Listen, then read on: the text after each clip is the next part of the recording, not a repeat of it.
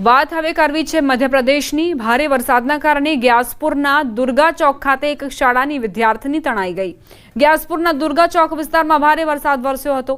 જ્યારે તેના ભાઈએ તેને બચાવવાનો પ્રયાસ કર્યો ત્યારે તે પણ તીવ્ર પ્રવાહમાં નજીકમાં ઊભેલી એક લોડિંગ ઓટો સાથે અથડાઈ ગયો હતો। સ્થાનિક લોકોની સમજદારીના કારણે બંનેનો જીવ બચાવવામાં સફળતા મળી।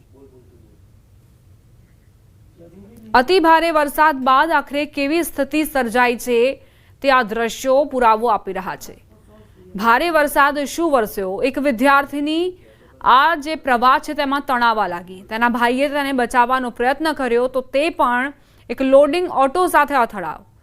જો કે સ્થાનિક લોકોએ તાત્કાલિક સૂઝબૂછથી આ બંને ભાઈ બહેનને બચાવી લીધા। તેમના પ્રયાસો સફળ રહ્યા। એટલે જ્યારે ભારે વરસાદ વરસે તે દરમિયાન જો કોઈ બાળક આ પ્રવાહમાં તીવ્ર પ્રવાહમાં તણાઈ જાય તે દરમિયાન તાત્કાલિક સૂઝબૂછ અને સમજ વાપરવી જરૂરી છે। અન્યથા આ પાણીનો ધસમસતો પ્રવાહ લોકો માટે જોખમી બની શકે છે, ભલે એ રહેણાંક વિસ્તારમાં જ કેમ ન હોય।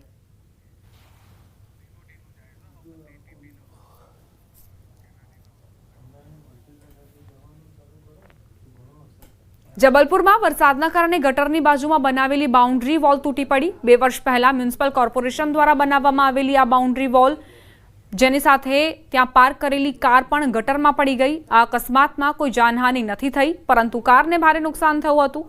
લાલા લજપતરાય વોર્ડમાં લગભગ 3 વર્ષ પહેલા ગટરની બાજુમાં એક દિવાલ બનાવવામાં આવી હતી, જેથી વરસાદ દરમિયાન જ્યારે ગટરમાં વધુ પાણી હોય ત્યારે કોઈ જાનહાનિ ન થાય। રાત્રે વરસાદ દરમિયાન આ દિવાલ પોતે જ ગટરમાં ડૂબી ગઈ અને તેની સાથે સ્થાનિક રહેવાસી મહેન્દ્ર રજકની કાર પણ ગટરમાં પડી ગઈ।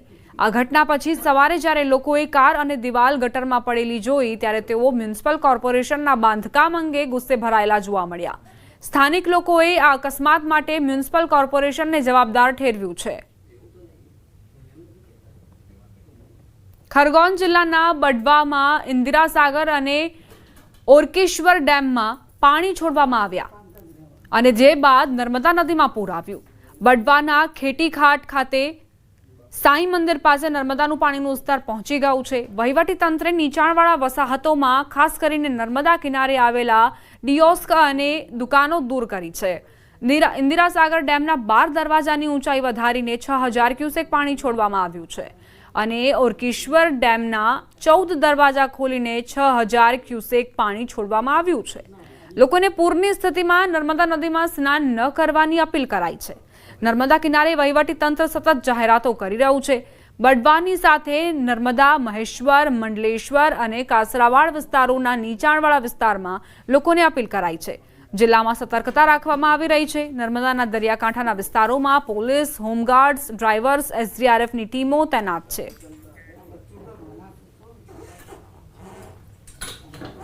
स्ट्रीम से 14 गेट खोले गए हैं, जिसमें तकरीबन 6000 क्यूमेक्स के आसपास पानी छोड़ा जाएगा। अभी जो लेवल है साई मंदिर तक आ गया है और जो आगे जो लेवल बढ़ेगा वो थोड़ा आगे तक होगा, उसकी हमारी तैयारी की गई है।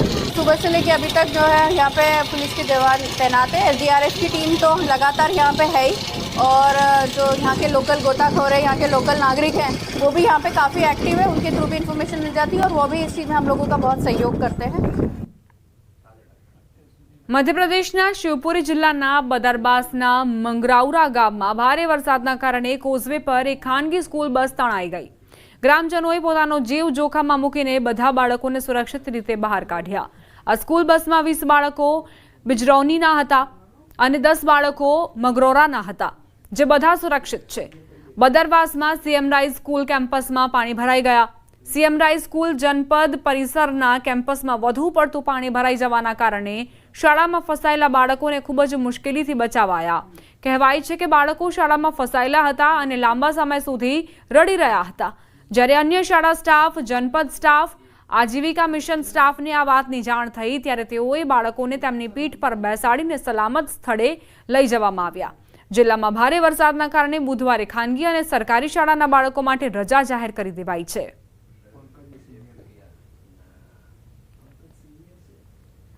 રાયસેનમાં સતત વરસાદના કારણે જિલ્લા મુખ્યાલયમાં પાણી ભરાઈ ગયું છે। કલેક્ટર કચેરી, સાંચી, વિદિશા માર્ગ, ભારતનગર, મહામાયા ચોક, અર્જુનનગર, હાઉસિંગ બોર્ડ કોલોની, પટેલનગરમાં પાણી ભરાઈ ગયા છે। જિલ્લા મુખ્યાલયમાં આ સિઝનનો શ્રેષ્ઠ વરસાદ છે। જો કે આ વરસાદે નીચાણવાળા વિસ્તારોમાં તારાજી સર્જી છે।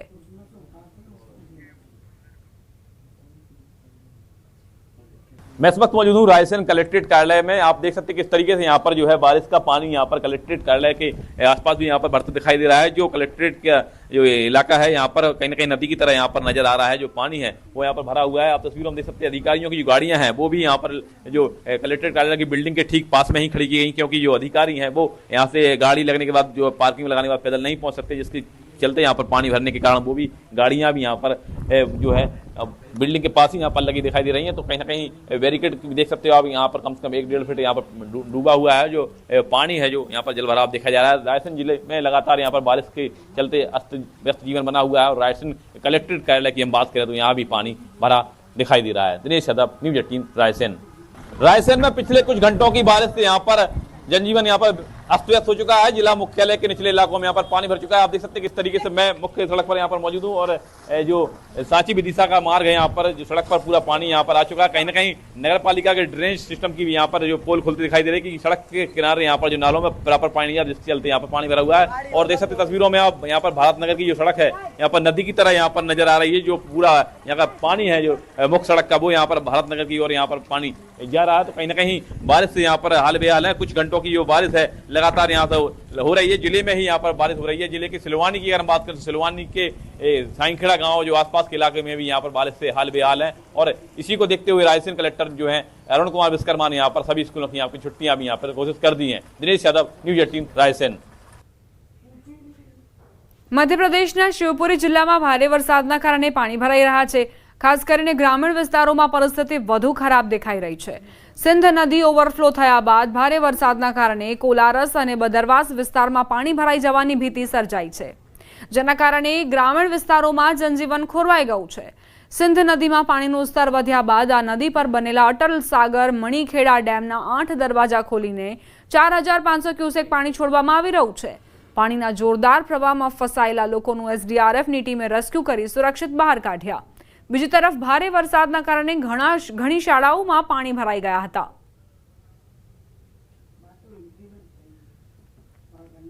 મધ્યપ્રદેશમાં ભારે વરસાદે તબાહી મચાવી છે। કિલાવાની નદી પરનો કોઝવે પાર કરતી વખતે પાણીના જોરદાર પ્રવાહમાં કોળા ભરેલી ગાડી તણાઈ ગઈ। બહિશિવપુરી कोलारस तहसील विस्तारना किलावानी राय रोड पर वहती किलावानी नदी पर बनेला कोઝવે पार करती वखते पानीना जोरदार प्रवाहमां कोळा भरेली गाड़ी तणाई गई। किलावानी गामना રહેવાસી ખેડૂત જયપાલ ધાકડ ગ્વાલિયર બજારમાં વેચવા માટે આ ગાડીમાં કોળા લઈ જઈ રહ્યા હતા। આ ગાડીમાં 3 લોકો સવાર હતા, 3 સુરક્ષિત છે।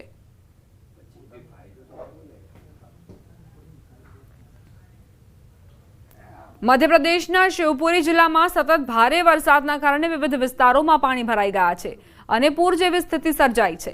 કલેક્ટર રવિન્દ્ર કુમાર ચૌધરીના નિર્દેશનમાં જિલ્લા વહીવટી તંત્ર સંપૂર્ણપણે સક્રિય છે। એસડીઆરએફ અને હોમગાર્ડની ટીમો રાહત અને બચાવ કામગીરી માટે વિવિધ અસરગ્રસ્ત વિસ્તારોમાં સતત કાર્યરત છે। આજે જિલ્લાના ઇન્દાર તહેસીલમાં સ્થિત જારમાઈ ગામમાંથી કુલ 20 લોકોને સલામત સ્થળે ખસેડવામાં આવ્યા હતા। તેવી જ રીતે કોલારસ તહેસીલના સજાઈ ગામમાં બચાવ કાર્ય પૂર્ણ થયું છે। તે જ સમયે નરવર તહેસીલના સગૌલી અને સુદાપુરા ગામોમાં રાહત ટીમ દ્વારા બચાવ કાર્ય ચાલી રહ્યું છે। તહેસીલ બદરવાસમાં ફસાયેલા 6 બાળકો, 2 મહિલાઓ અને 1 પુરુષને સુરક્ષિત રીતે બહાર કાઢવામાં આવ્યા।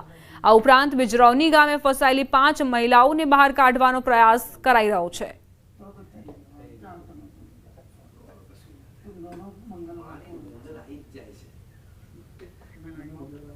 શિવપુરીમાં ભારે વરસાદ બાદ અત્ર તત્ર સર્વત્ર પાણી જ પાણી નજરે પડી રહ્યું છે। જ્યાં આપ નજર કરશો ત્યાં વિસ્તારો જળતરબોળ જોવા મળી રહ્યા છે।